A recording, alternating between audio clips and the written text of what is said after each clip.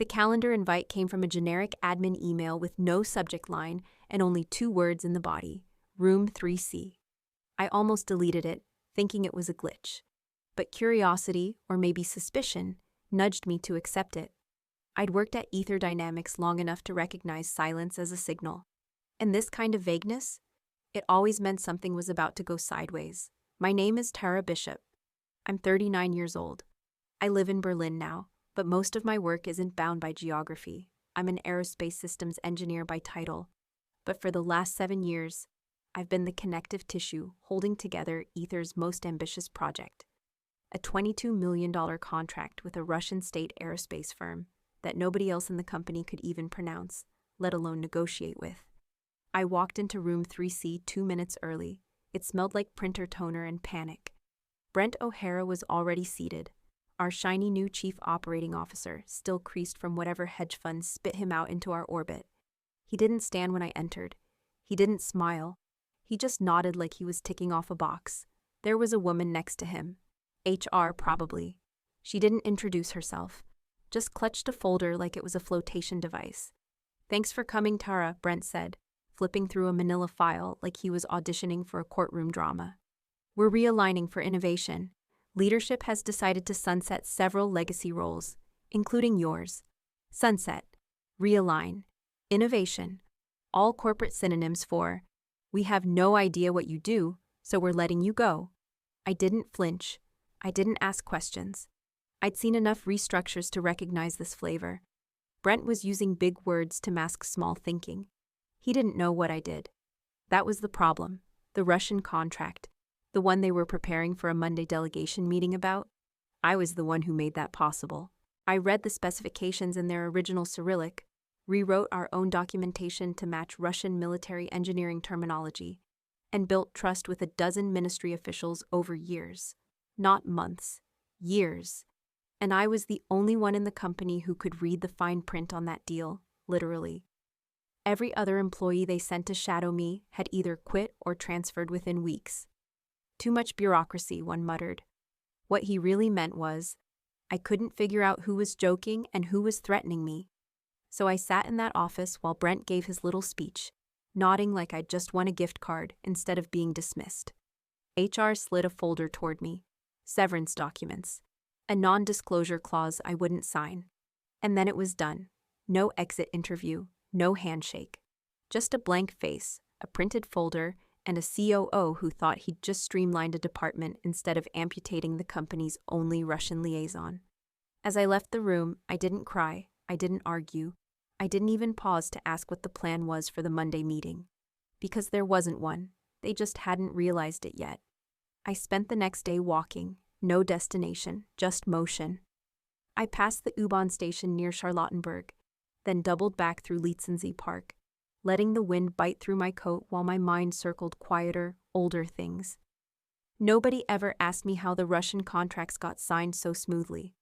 Nobody asked why the procurement officers in St. Petersburg called me directly instead of going through legal, or how the proposals always came back approved, even when our wording didn't match theirs exactly.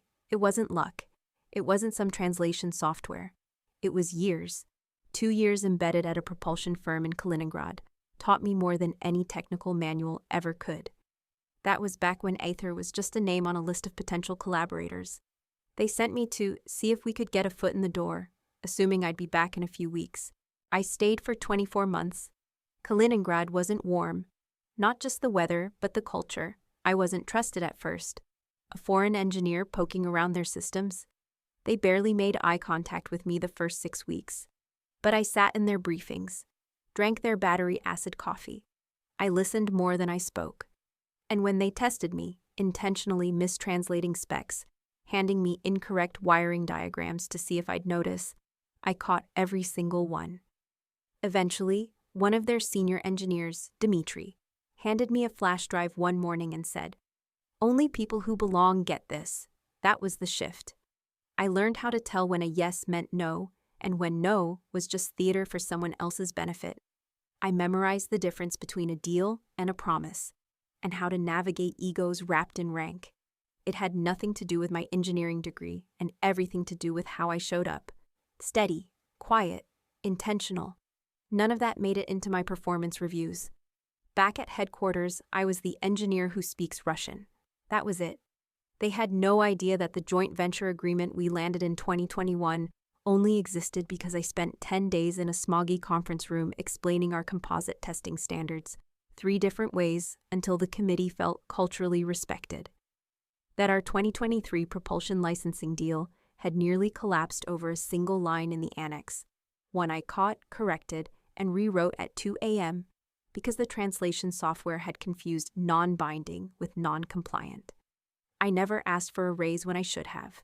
Never demanded credit when I had leverage. I thought results would speak for themselves. But results, it turns out, only speak when someone is listening. And Brent?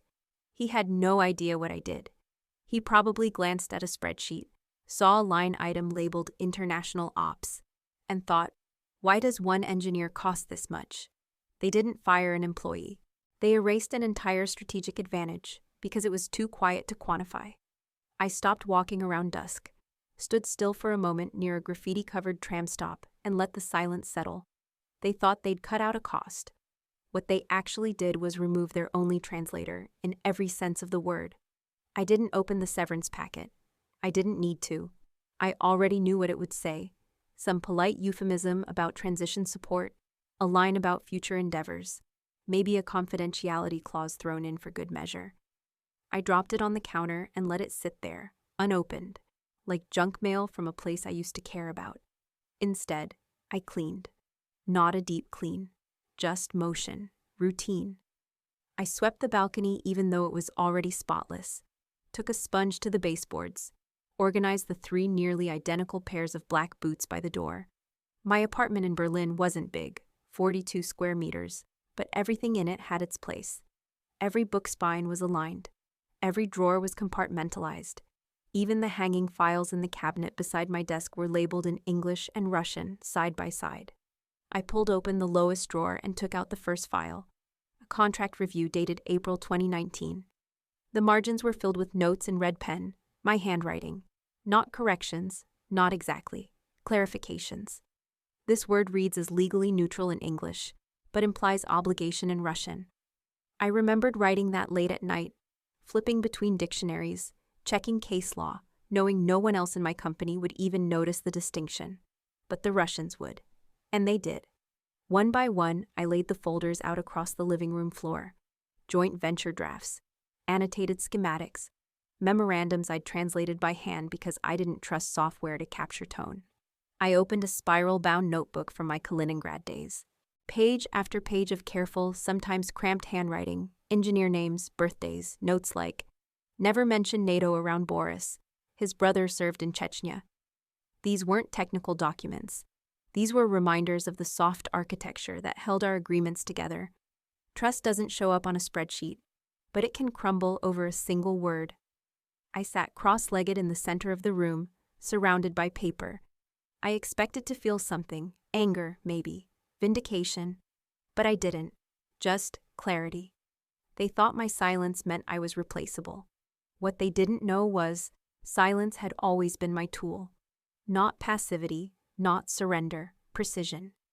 My silence in meetings, it was observation. My silence in negotiations, strategy. My silence now, that was intent. They'd cut me out like dead weight, assuming I was the kind of engineer you could rehire off LinkedIn. But everything that mattered was still in my hands. My files, my network, my fluency. This wasn't the end. It wasn't even a setback. It was just the part of the story where the old structure collapsed, and I walked out of the dust with the blueprints in my bag. Sunday morning, cold light filtered through the window above my desk, casting a pale rectangle across the floor where my files still sat in neat stacks. I hadn't moved them since Friday. I hadn't needed to. I knew exactly where everything was. At 9:06 a.m., my phone buzzed. It was a name I hadn't seen in over a year, Marko Vasilyev, founder of Skylure Technologies. I met him 2 years ago at a joint expo in Geneva. He wasn't like the others in the drone development space. He asked sharp questions, listened harder, and spoke like someone who built things with his own hands before ever stepping into a boardroom. I opened the message. Marko Vasilyev. Tara, Just heard through the grapevine, you're free. If that's true, I'd like to talk today. We're expanding partnerships in the post-Soviet aerospace corridor, and I need someone who knows how those systems breathe. You're the only person I've met who understands both sides of the table. Want to build something new? I stared at the screen for a full minute before I typed my reply. Me, available anytime afternoon. Your call. By 12:15, we were on a video call. Marco didn't waste time with small talk. You're probably getting a dozen offers, he said, leaning forward, messy hair sticking out under his baseball cap. But none like this. I don't want to hire you. I want you to design the architecture for everything we're building outside the US, especially our corridor strategies with Belarus, Georgia, Armenia. We're not a defense contractor yet, but we will be, he paused. I know you don't need a job, Tara, but you might want a seat that actually matters. I can give you that. There was no pitch deck, no HR rep in the corner, just a founder offering me a lever. I didn't even blink. Send me what you have, I said. I'll start today. And I meant it. By 2 p.m., I had access to Skylure's internal roadmap, and by 3:30, I was already annotating where their integration assumptions didn't match how things worked on the ground in Kazakhstan. Their ambitions were big, but not blind. They knew the terrain, and more importantly, they knew what they didn't know. That made them rare. I didn't feel vindicated. I felt useful. While Ether Dynamics polished up their slides for Monday's high-stakes delegation meeting, carefully replacing my name with a generic international strategy liaison, I was drafting a memo to Skylure's CTO, outlining how to approach airspace negotiation protocols in Turkmenistan. It was a one-page brief, written in English and Russian, signed with my initials, the way I used to sign field notes no one ever read. At 5:42 p.m., Skylure onboarded me as Director of Global Systems Integration. No ceremony, no welcome package. Just a login, a line of trust, and room to move. Tomorrow, Ether would meet their Russian delegation with a team full of titles and no memory. And I'd already be gone. Monday, 8:52 a.m. The conference room at Ether Dynamics was already at full tilt. Brent O'Hara stood near the head of the glass-walled space, smoothing the lapels of a suit that looked fresh off a Nordstrom rack. His assistant was rearranging the seating chart for the third time, quietly cursing in German. Someone was fiddling with the projector cable, and the translator, a freelancer they pulled from an agency 2 days ago, sat silently, nervously reviewing a cheat sheet of aerospace terms she clearly didn't understand. The rebranded slide deck had been scrubbed of my name. Every instance of TB in the technical appendix had been swapped for International Ops, Eastern Division. There was no such division. At 9:01 a.m., General Viktor Makarov walked in. He was early. That by itself was a message. He wore a dark gray suit, military ribbons barely visible beneath the lapel, and carried no briefcase, just a small leather notebook. His 2 aides flanked him, stone-faced. I knew both of them had shared long, vodka-soaked dinners with one in Murmansk. Neither made eye contact with anyone in the room. Brent stepped forward, smiling too widely. General Makarov, he said, extending a hand. On behalf of Ether Dynamics, welcome. We're thrilled to host this strategic discussion. The general did not take his hand. Where is Miss Bishop? He asked, his voice low but steady, thick Russian accent, clear enough for everyone in the room to understand. Brent blinked. Miss Bishop is no longer with the company. We've assembled a very capable internal team to... Makarov held up one finger, then turned and said something to his aides in Russian. They didn't argue. They didn't ask for clarification. One of them opened the notebook, scribbled something quickly, and snapped it shut. In Russian, Makarov said the words I knew were coming. Мы не ведем дела с призраками. We don't deal with ghosts. He gave a single nod, then turned and walked out. His aides followed. They didn't look back. The entire room froze. No one spoke. The translator looked shell-shocked, unsure whether she should be translating what had just happened. Brent stood with his mouth slightly open, eyes flicking between the now vacant door and the slide behind him that still displayed Future Integration Strategy, Ether X Oruzheny. It wasn't just a meeting they'd lost. It was the deal, the relationship, the corridor, the project. At 9:07, someone knocked over a water pitcher. The crash made everyone jump. Brent didn't move. His assistant finally stepped forward and began gathering the shattered glass with shaking hands. In the hallway, whispers began almost immediately. Did they just leave? Who were they asking for again? Bishop. Who's that? The CTO showed up 5 minutes late, breathless and out of sync, only to find an empty conference room and a stunned COO gripping the back of a chair like it might keep him from drowning. No one dared to say it out loud, but everyone knew. The delegation hadn't walked out because of a botched presentation. They walked out because I was gone. And they knew exactly what that meant. Not just for the contract, but for Ether Dynamics itself. Brent finally spoke, almost to himself. Why didn't anyone tell me she was that important? No one answered. Because the truth was simple.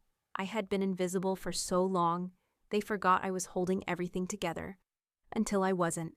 The first message came at 9:41 a.m. It was one line from Lena, a project coordinator I'd once mentored during her rotation in international ops. Lena? They left. No punctuation, no context needed. 10 minutes later, another ping, this time a screenshot. Brent, standing frozen in front of the glass conference room, mid-blink, mouth open. Behind him, the chairs were empty. A red lanyard interpreter looked half out of her seat, like she wanted to bolt. I stared at the image for a long moment, then tucked my phone face down on the table. Not out of spite, just clarity. I was already 3 hours into a systems audit for Skylure, mapping compatibility layers between Eastern Bloc drone firmware and Western communication protocols.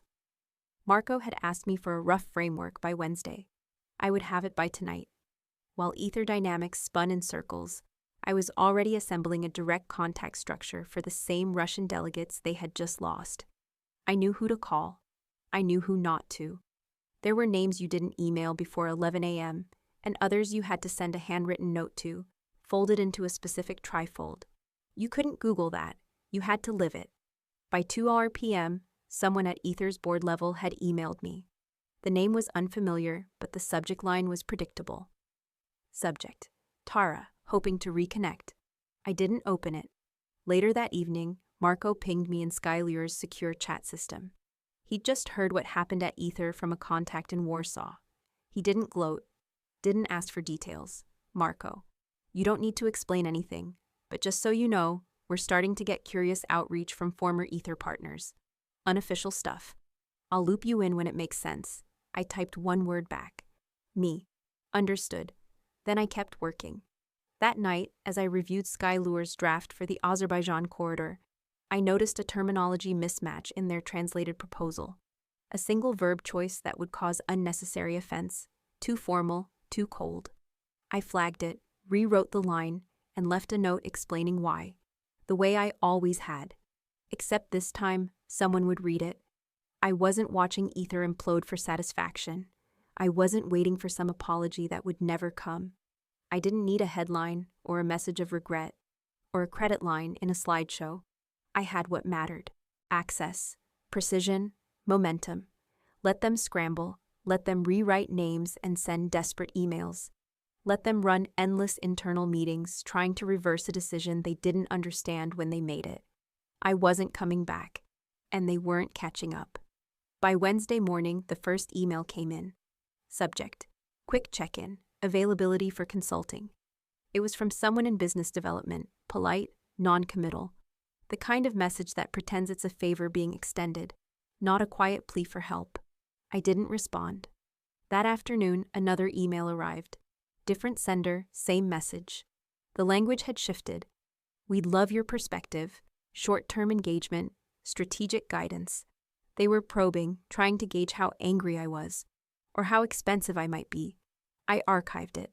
Thursday morning, Brent called. I watched his name light up my phone. I let it ring out. He called again 15 minutes later. This time, I let it go to voicemail. He left one. I waited an hour before listening. Tara, hey. I know this is unexpected, but I wanted to check in. I think we may have moved a little fast with your transition. There's flexibility on our side now, in terms of how we might work together. If you're open to talking, I'd really appreciate it. His voice cracked slightly on transition. It wasn't guilt, it was panic. I replayed the message once, then sent it to my attorney. By 4 p.m., she drafted my response. It wasn't a reply to Brent, it was a document. 6 bullet points, sharp and clean. Remote only, no meetings, no internal access, no system credentials granted or requested. Scope limited to legacy contracts authored by me. Term, 2 weeks, renewable at my discretion. Fee, double my previous hourly rate, payable weekly in advance. At the bottom, she added a single sentence. This offer is non-negotiable and expires in 24 hours. We sent it to Brent at 4:28 p.m. He accepted at 4:44. No questions, no edits. I forwarded the acceptance to Skylure for transparency. Marco responded with a thumbs-up emoji and a line. Take their money, don't give them anything they didn't already waste. By Friday, I was logged into a secure, external-only portal set up by Ether's legal team. A curated subset of contracts, agreements I had drafted, reviewed, or translated. They didn't want my knowledge. They wanted my fingerprints. The ghosts of my work, cleaned and neutered. I gave them exactly that. I corrected a few key translation mismatches, flagged a clause that, if enforced by the Russian Defense Office, would trigger a default. No guidance beyond that, no emails, no calls. If they needed clarification, they'd have to guess. At Skylure, I was already embedded in project planning calls with developers in Vilnius and analysts in Tashkent. We were building a modular integration suite to fit cleanly inside post-Soviet infrastructure systems, something I'd once begged Ether to consider, back when I still thought someone was listening. Now I worked in silence, and for once, it was by design. Brent had my silence, but not my insight. He had my edits, but not my mind. He had a ghost, and he was paying dearly to chase it. The contract went through exactly as written. No red lines, no pushback. They paid the first invoice within the hour. For 2 weeks, I delivered what I'd promised. Clarification on legacy contracts, nothing more. Every submission went through a private portal, no Slack invites, no calendar pings, no surprise calls. They wanted my brain, but not my presence. I gave them the terms they deserved. I never spoke to Brent again. Instead, I clocked in on my own time, usually late at night, after Skylure's team syncs were done and the world had gone quiet. I reviewed the old materials like artifacts, tagging dangerous phrasing, pointing out implications they had clearly missed the first time. Then I logged off. No training modules, no walkthroughs, no onboarding for the person they tried to replace me with, if there even was one. That part wasn't my concern. I wasn't there to make Ether competent. I was there to be expensive. Meanwhile, my real work moved forward. At Skylure, I had just launched 2 major integrations, one in Kazakhstan, where we were tailoring drone firmware to match local electromagnetic infrastructure, and another in Moldova, where we had to rewrite 3 communication protocols just to earn a second meeting with the Ministry of Defense. I loved every minute of it. No corporate jargon, no internal politics, just real people, real trust, and systems that had to work the first time. I coached the Skylure team on how to show up in person in Riga without over-formalizing their tone. I flagged which gift customs were acceptable and which came off as transactional. I helped them draft language that signaled partnership instead of leverage. No one at Ether ever thought to ask me those things. But now, on the outside, they were beginning to notice something. Emails from the Russian side were slowing to a trickle. Inquiries were being rerouted or returned with vague delays. One of the contacts they'd counted on in Samara sent a stiff reply through a personal email. Please direct future communications through correct channels. They had no idea what that meant. But I did. It meant those same contacts had already shifted their attention elsewhere, toward Skylure, toward conversations that were moving again, quietly, steadily, permanently. Ether Dynamics couldn't trace the shift. They couldn't prove anything, but they felt it. Something was leaking out of the building, and it was opportunity. I never said a word. Not to them, not to anyone. I didn't need to. I wasn't fighting for space anymore. I wasn't trying to be understood or valued. That era was over. Now I shaped strategy behind the scenes, led without title, negotiated in languages most of the defense world didn't even hear until the deal was signed.